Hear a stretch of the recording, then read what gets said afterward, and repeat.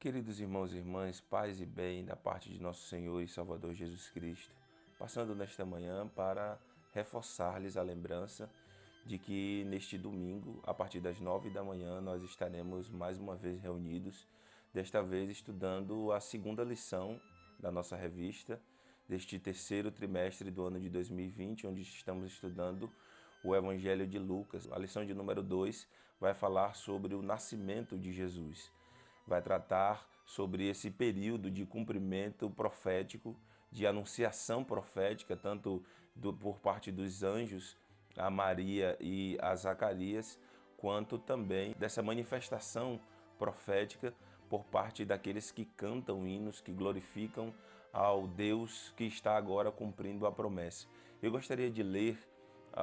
três textos que estão presentes no Evangelho de Lucas, no capítulo 1 e no capítulo 2, Lucas, capítulo de número 1, a partir do versículo 46 até o versículo de número 55, que é o famoso texto conhecido como Magnífica, é o Cântico de Maria. Diz a palavra do Senhor: a minha alma engrandece ao Senhor, e o meu espírito se alegrou em Deus, meu Salvador, porque ele atentou para a humildade da sua serva, pois desde agora todas as gerações me considerarão bem-aventurada, porque o Todo-Poderoso me fez grandes coisas, santo é o seu nome. A sua misericórdia vai de geração em geração sobre os que o temem. Agiu com o seu braço valorosamente, dispersou os que no coração alimentavam pensamentos soberbos, derrubou dos seus tronos os poderosos e exaltou os humildes. Encheu de bens os famintos e despediu vazios os ricos. Amparou Israel, seu servo, a fim de lembrar-se da sua misericórdia a favor de Abraão e de sua descendência para sempre, como havia prometido aos nossos pais. Lucas capítulo 1 e capítulo 2, e principalmente nesses três cânticos, o cântico de Zacarias, o cântico de Maria e o cântico de Simeão, eles exaltam a Deus, eles recordam as promessas realizadas por Deus, e Lucas, através disso, nos revela que Deus tem um plano e que esse plano foi revelado nas Sagradas Escrituras, foi revelado pela manifestação profética no Antigo Testamento, e agora chegou o tempo do cumprimento da promessa. Lucas capítulo 1 e capítulo 2 nos mostram aqui, nessa primeira parte do Evangelho, um prosseguimento da mensagem do Antigo Testamento. O segundo texto também está no capítulo 1 do Evangelho de Lucas e desta vez nos versículos 67 a 79. Zacarias, o pai de João, cheio do Espírito Santo, profetizou dizendo: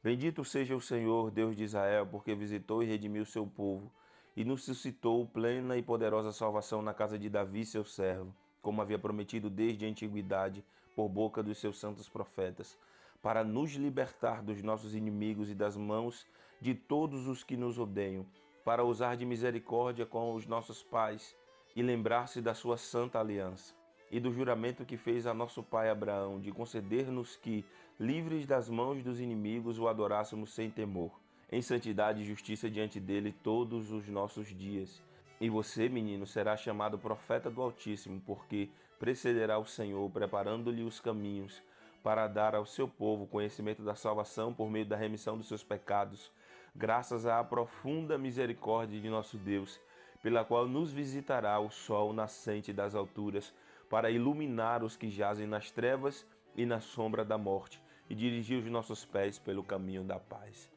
Este é o cântico de Zacarias, e como nós podemos ver, embora ele esteja aqui louvando a Deus também e dando graças, porque como homem já avançado em idade, recebe junto com a sua esposa Isabel a graça, o poder de gerar filhos. E embora essa profecia e essa promessa tenha se cumprido na vida dele, Zacarias, sacerdote, que oferece sacrifícios no templo de Deus, ele também percebe no seu cântico que a centralidade do cumprimento da promessa está no Filho do Deus Altíssimo, está neste que vai se assentar no trono de Davi. É o Messias esperado, o Salvador esperado, o servo do Senhor, tão esperado e tão aguardado pela nação de Israel. E o terceiro texto que nós queremos ler também aqui é no capítulo 2, do versículo de número 1 até o versículo de número 7, que é a nossa leitura bíblica em classe da lição de amanhã. Naqueles dias foi publicado um decreto de César Augusto, convocando toda a população do império para recensear-se. O primeiro recenseamento, foi feito quando Quirino era governador da Síria. Todos iam alistar-se, cada um à sua própria cidade. José também saiu da Galiléia, da cidade de Nazaré, e foi para a Judéia, até a cidade de Davi, chamada Belém, por ser ele da casa e da família de Davi, a fim de alistar-se com Maria, sua esposa, que estava grávida. E aconteceu que, estando eles ali, chegou o tempo de ela ter a criança. Então Maria deu à luz o seu filho primogênito, enfaixou o menino e o deitou numa manjedoura, porque não havia lugar para eles na hospedaria. Palavra do Senhor. Então, meus queridos, na nossa aula passaremos por esses 2 capítulos, esses textos maravilhosos que nos contam de como Deus estava cumprindo a sua promessa. Lucas está nos revelando que Deus tinha um plano e que ele revelou esse plano pelos santos profetas na antiga aliança, e agora chegou o tempo do cumprimento da promessa. Essas promessas apontam para um passado e agora no presente se cumprem, quando estes homens e mulheres estão também profetizando, estão também exultando a Deus com cânticos de louvor, eles também estão liberando uma palavra profética, eles também estão anunciando o que Deus está fazendo, e esse anúncio tem também repercussão para aquilo que iria acontecer, para o escatom, para os últimos dias, para a esperança de Israel e também esperança nossa, que somos a Igreja de Cristo, e em quem também se cumprem as promessas e em quem se manifesta também este plano maravilhoso de Deus de salvar-nos através do seu Filho, através da ação do próprio Deus em direção à humanidade. Esta boa notícia, este evangelho que é revelado aqui, tanto no Cântico de Maria quanto no Cântico de Zacarias,